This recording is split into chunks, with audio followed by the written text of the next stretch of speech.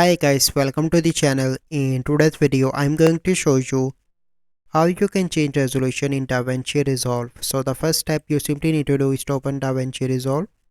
Click on File and here you need to go on to the import. Click on Media and select any video clip. So I'm adding a video clip from my PC here.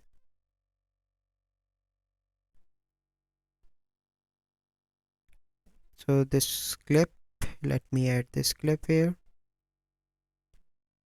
So here you can see that I added a clip here. Then you need to add that clip onto the timeline. So once you add it, you simply need to go on to the media pool.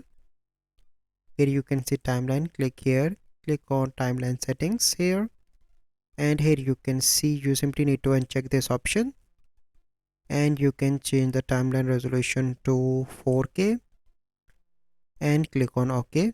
So once you've done that, your resolution will be changed and this is the 4K video. So this is the process how you can change resolution in DaVinci Resolve.